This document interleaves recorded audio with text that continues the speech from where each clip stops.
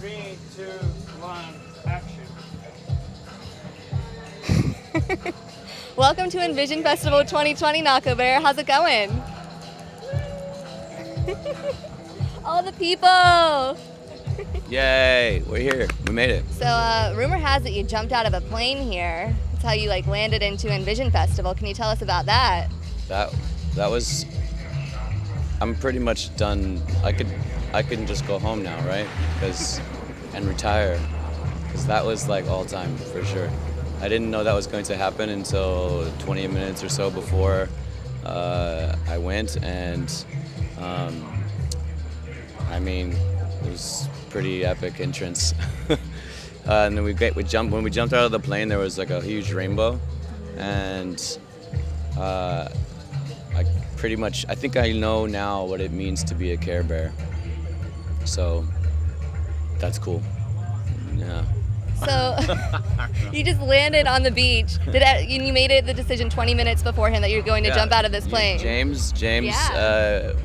He came up to me and he's like, what are you doing? Or he's like, what are you doing later? And I was like, I don't know, I think I'm gonna go check out the beach and eat some lunch, and he's like, he gets this really serious look on his face, and he's like, do you wanna go jump out of a plane? And just the way he looked at me, I was like, I know if I say no, I'm gonna regret it. And literally a month ago, I was like, I think 2020 is the year I'll jump out of a plane. And there it was. So smooth sailing. And now I you're encourage here. everyone to do that here. Jump out of planes, people. Skydive, skydiving. What is it? Skydive, Costa Rica. Just up the road here. They're amazing guys. They do great work, and they're really fucking funny too.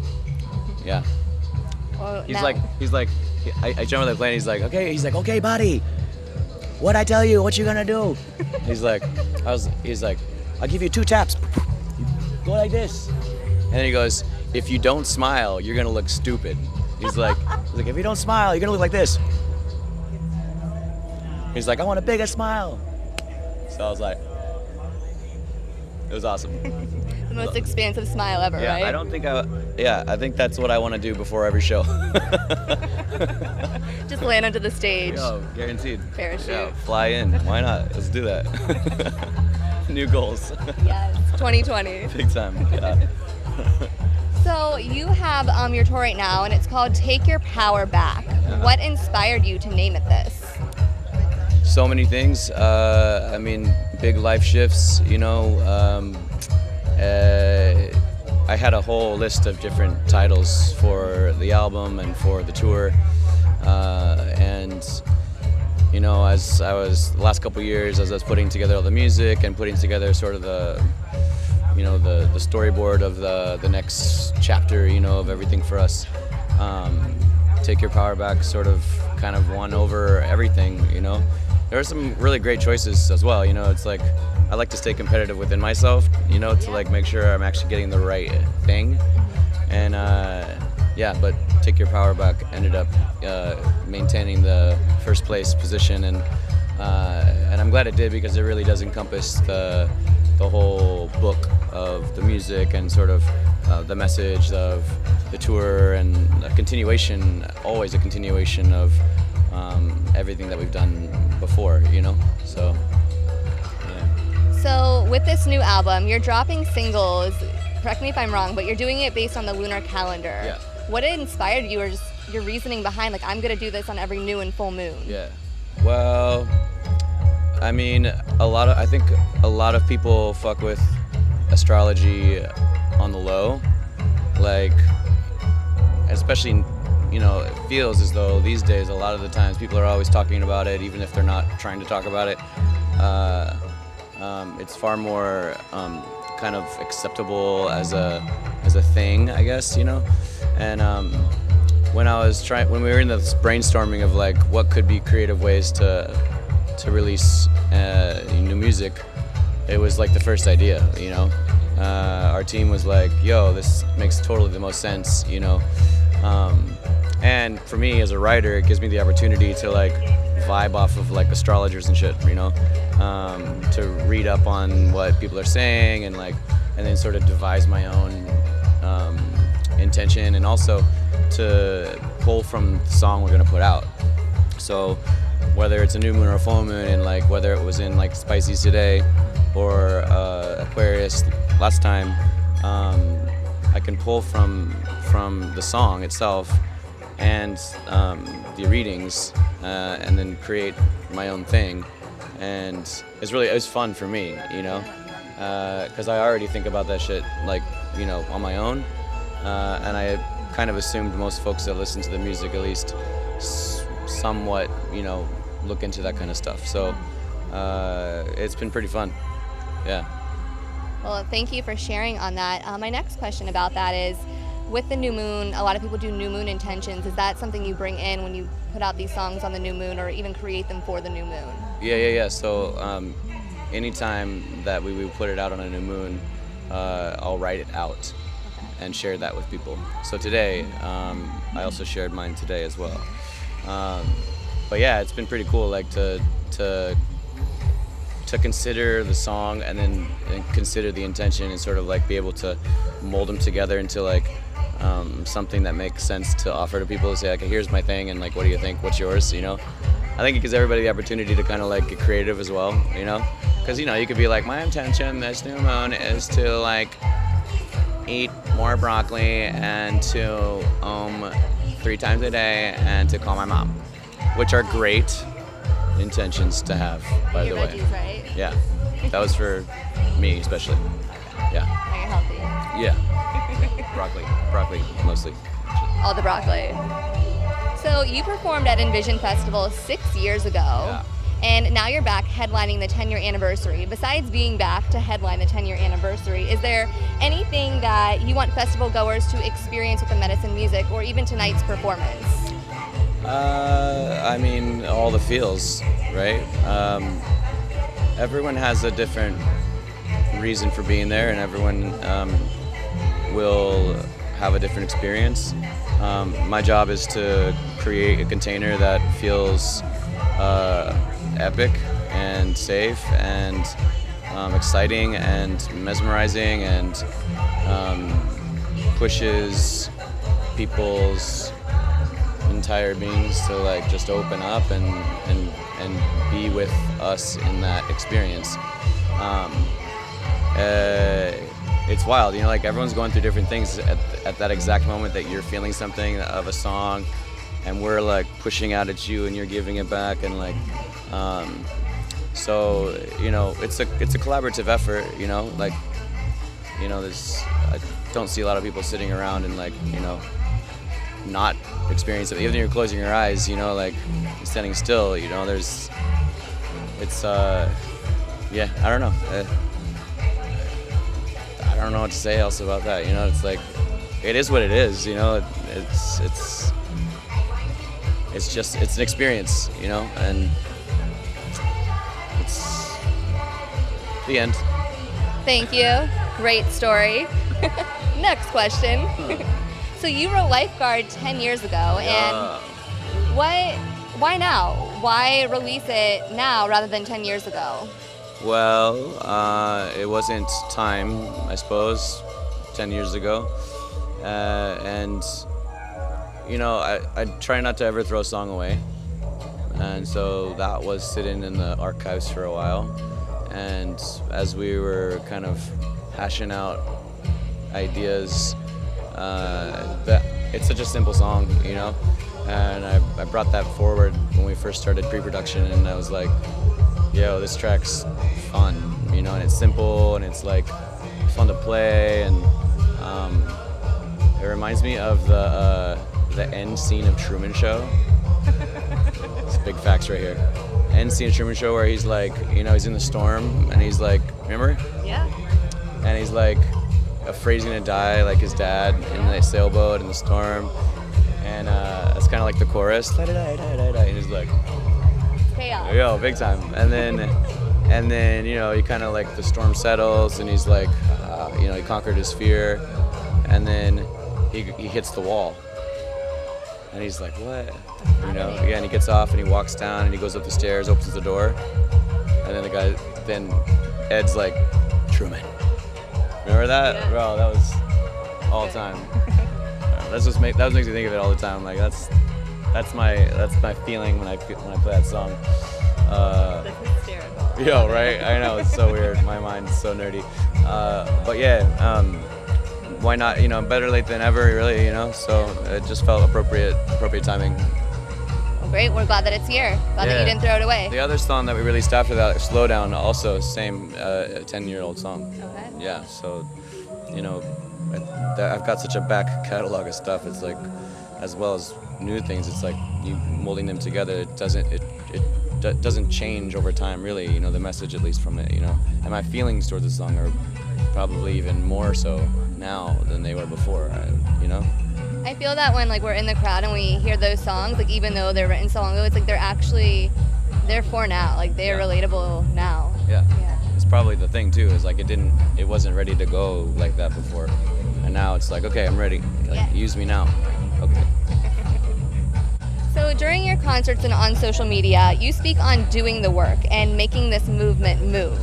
Can you expand on how you want the movement to move and what inspires you to do the work, and maybe what could inspire the Medicine tribe and the fans to go on this journey of their own? Well, to me, doing the work is doing work within yourself. It's always been kind of my first foot forward when I talk about my music. It's the internal work of understanding and loving yourself and finding what your purpose is here and overcoming all of the human things that we have to overcome in order to become our whole selves. That's the work, you know. So I'm always encouraging people. So it's almost like this, you know, over the years, I suppose it's become more of an understanding that, like, this is sort of therapy we're all having together, you know. Absolutely. And so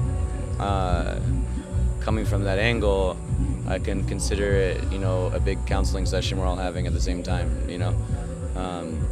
So in order to face the ever-changing climate, both spiritually, politically, and environmentally, we have to be, we can't be in this state of victim or brokenness, you know. And so the more that we take into account our own shit, the better that we can face what is coming and what is already here. Yeah. Thank you. And I think absolutely it's going on an inner journey, and just, I like that you said, like, facing what is already here. And it's, if we're not willing to do the work, then how can we face that, you know? Yeah. Absolutely. So what do you want the Medicine tribe and festival goers to know about your latest single that you dropped today, Hey. Twisted? Yeah. Hey. I want them to know that it's a banger, and also that it's, well, it's like the beginning, right? Like, we started people off with like something they're familiar with, like Lifeguards, a familiar feeling, you know. But like, as I grow as an artist, this album is, as far as production goes, like the most mature shit I've ever done, because it feels so much. It feels just like it's grown so much, you know. I found some really amazing producers I worked with, Cut and Dry, shout out to Cut and Dry, and they really helped our band and myself make music that's clean in the frequency, where before we really were like throwing so much stuff in there, you know, and now it's like I've learned to throw stuff in there and then take it out and then put it back in little by little, you know. You don't want to overdo it, you know. So yeah, this new song is a very very raw story of accountability upon self and learning to love and realizing that you haven't been taking care of yourself, and that can be embarrassing, it can be very humbling, it can be very scary, but for me it was all those things, and I was able to put it into a song and to have a very clear message to it that speaks to the reminder that you need to take time for yourself and to love, learn how to love yourself as much as you've been able to help others love as well. Thank you for sharing that. We're really excited to hear it, and that it's here today at Envision Festival. Yeah, it's good timing. So a lot of your music inspires people to just, like we said, doing the work and going on that journey. What is your viewpoint on your music kind of like experiencing that aha moment for people. It's kind of like in any of your songs, it's like, oh my God, like I really feel that in my soul, but like I didn't think about that until I listened to this song. I'm saying things that have been said before, you know. I'm just saying it in my own unique way, you know. And I think that as artists, that's the trick, right? Like we're able to transcribe and create something that allows other people from all walks of life be able to hear it in a disarming way, I suppose. Some things in a disarming way, some things in a triggering way, you know, Absolutely. of course. Which I think is the key, you know, is pushing people and poking at people and being like, have you looked at that, little buddy? What are you doing? What are you doing? What is that? What's that about? You know, it's tricky to get into people. We're very complex, you know. But thank gosh for music. I just said thank gosh. Gosh. Wow. That's how we speak at You Envision heard it here Festival. first, folks. Thank gosh. The goshes. Yes, the hashtag thank gosh. Goshes. Wow. We haven't slept much, have we? No. 2 days. He's okay. Yeah, but you know, that's sort of the thing, right? Is to be able to get into people's thing and break through to them in a way that that they can hear, Yeah. you know, or they can feel, you know. So I forgot the question, but I hope that answered it. You answered it. All right, You're cool. good. So why do you write music? Is writing music your way of doing the work, or is it more for the fans, or a combination of the two? I mean, it's certainly part of the work, right? I mean, it's a huge part of the work for me, you know. What was the second part of the question? Is it for the fans as well? Oh, I mean, for me it's first. Yeah. For me, it's for me first. Yeah, it's for me first. You got And it. then it's like, and then I'm like, okay, now you can have it, you know? Yeah. Yeah. I've never written for anyone else except for me. That's good. Yeah. Do you first? And then I'm like, okay, you guys can have it now. I guess. I guess. So your music is formed around being of service to the world. Is there anything you want your fans to be of service to in this next decade that could possibly impact the world? Well, themselves, I suppose, you know, because I go like, well, how are we going to take care of the planet, you know, for our grandchildren and for all of the creation as well? How are we going to do that? And it always comes back to you, you know? What we It can do. seems simple. It's an easy thing to just say because it is a simple answer, but ultimately it's our responsibility It is. and it's us. You know, The it's, accountability. yeah, well, it's just how are you going to participate in society in a way that promotes the kind of living society and living planet that we all dream of? You know? Can we agree on it? You know? Too. We were speaking earlier with one of the founders of Envision Festival, and he talked about how this community is compassionate accountability, and that's what we're going to define community as here at Envision Festival, because that's what it is. I like that. Yeah. Because accountability can be also very scary and have a lot of daggers to it, you know? Yeah. Because we need somebody to write the book on restorative justice. Yes. We don't have that book. Can you write it? Hell In no. a song? Not me. I'm not. Someone else. Someone needs. We need a lot of editors to it and a lot of drafting. You know what I mean? But The goshes. the goshes and the gosheses. Yes. Yeah. Bless. Got this. Yeah. Those are all big things in there. You know. Compassionate accountability. Yeah, that's good. I like that. How do you use that? When you released your second single, Slow Down, you wrote on your social media, to the practice of slowing things down in order to get the real work done. This is the way. Can you dive a little deeper on what you meant by the practice of slowing things down? Well, snail life. Yo, real slow, cruising. And then, The breaks. does that make any sense? That was like the. All my snail people out there. All right. The practice slowing things down. Well, I mean, everyone's gonna have their own way, right? And I think it can be interpreted however way you want it interpreted it. For me, it's a whole lifestyle, right? This is a very fast-paced lifestyle. You know, you're traveling, zing, zing, zing, and zing, and then you're seeing like, wow, people, and you're in this place and that place, and so even if it's like, for me sometimes, like I'll take like a 5-minute power nap, and I'll just like try to relax all the muscles in my face, because you know, when you're on the job, you're on, and you gotta be on. You're like, you know, yeah, and then you're like, okay, let's like iron all that shit out, because there's a lot of stuff going on there. There's like so many little things you can do to like chill out. Like even for me, like coming into a big festival like this, always like I got crazy anxiety, you know, and as I get older now, I realize how much that is and how much it is for me. And I'm like, oh, you know, because this vibe is high, you know. This is a lot, though. Yeah. And it's like, I'm not just like regular festival goer, you know, I'm a person here, you know, working and stuff. And so like when people, it's like, oh, I gotta talk to people and like, da-da-da. So, you know, that hyperness in my own self, like I have to like calm myself down to come in here, and I gotta chill out, you know, and that's a moment-to-moment thing too, you know. Like before I came, I took a hour power nap to like just chill. Yeah, you gotta slow things down. Yo, for reals though.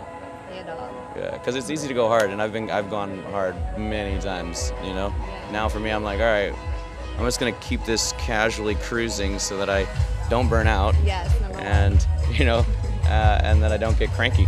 Yeah.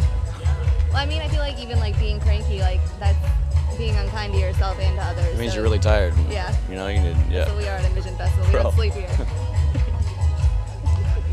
Oh, wait, we're interviewing what?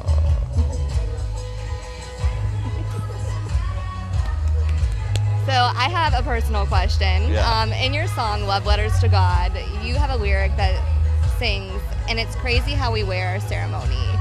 What is the meaning behind that lyric, or why did you write that? Well, my Auntie Pua and I have a running thing, I'll say always, that we wear, like, I forget when she said this to me, but we may have been at Standing Rock. We may actually, no, I think it was before that. It might have been on Mauna Kea before that. But we wear our ceremony like literally, whether it's our medicine bags or our silver, which is our protection, or whatever medicine that is yours, you know. So we'd always be talking about it, you know, like, oh, are you wearing it today? Like, you know, you're protected today, you know, this and that. Yeah, so it's literally wearing your medicine. Yeah. Wearing your ceremony. Yeah, wear your ceremony. Yeah. Exactly. Mm-hmm. Love that. Yeah. Thank you for sharing that. Yeah, totally. Do you have anything you want to share with festival goers in regards to a mantra or a vibe that you want them to be a part of or to bring with them when they leave Envision Festival? I think the thing that there's two things that I think of right off the top of my head. One is something that my uncle Jojo once told me when you're considering like all of the crown, like epic high vibe stuff that you've experienced here. You know, you sometimes you kind of leave like, is this thing sustainable? You know, can I take what I've felt here back to my 9 to 5? You know, back to my like school work, back to my regular ass job, back to the grind. You know, back to Babylon and all that. Real life. Yeah, like, can I? You know, did I come here just to get fucked up and high, or did I come here to get fucked up and high? Yeah. You know what I mean? Yeah, Okay. Oh. So like, he said like, you know, everyone's invited into this reality. Everyone's invited into this space that is sustainable. And that's a belief, and it's a manifestation of each person taking what they know how to take from this into their daily life, and how to work it into it. And that takes practice. It's not going to happen tomorrow. It's may not even happen this trip, you know. But not everyone's going to come. Yeah. And so you can look around and say, you know, yes, all of us, but it won't be all of us, you know. Perhaps everyone eventually will, but everyone's on their own karmic journey. You know, everyone's on their own specific consciousness level or whatever you want to call it. I don't know. But some people got to come back more than some others, you know? Yes, I agree. And will we, you know, see this place that we've imagined in our minds before our time here is done? Who knows? But the other one is that where we are going, we've never been before, but we can go there together. Those two things. Thank you. That's wonderful. We can go together. Well, thank you for joining us here again at Envision Festival 2020. We heard from someone that you might want to play a song for us. What are your thoughts on that? I'm down if it seems possible. Okay, let's see what we can do. Thank you again. Welcome back, Nahko. We are so excited. Nahko is going to be playing for us Garden.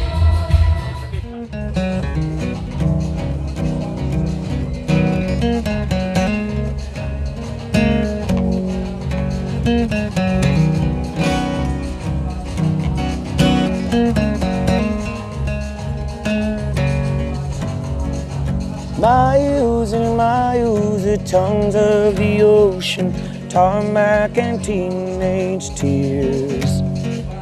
Life, it just happens, those roads and the lessons, always from things I feared when I was young. I cared for no one, I had my fun, but I was broken, piece by piece, stone by stone. What is beneath is above as below. Where is my home? Where is my garden when I'm alone? I'm surrounded.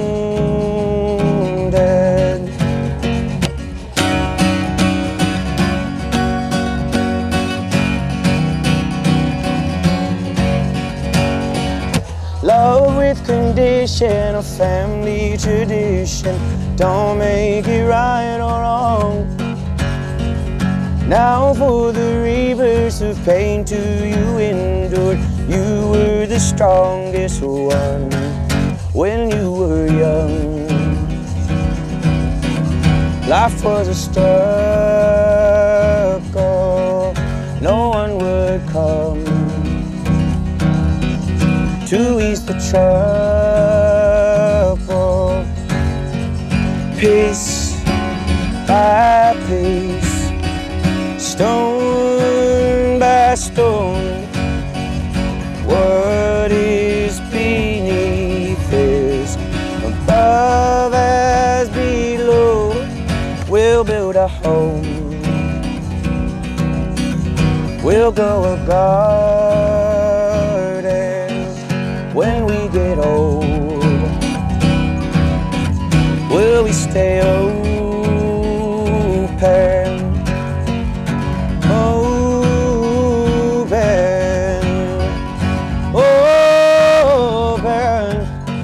Will we stay open?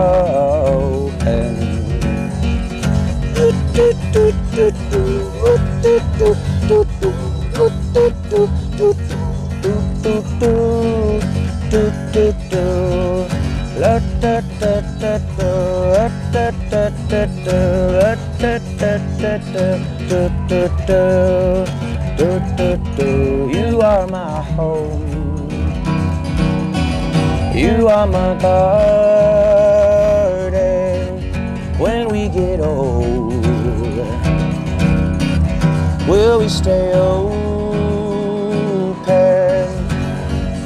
Open, open. Will we stay open?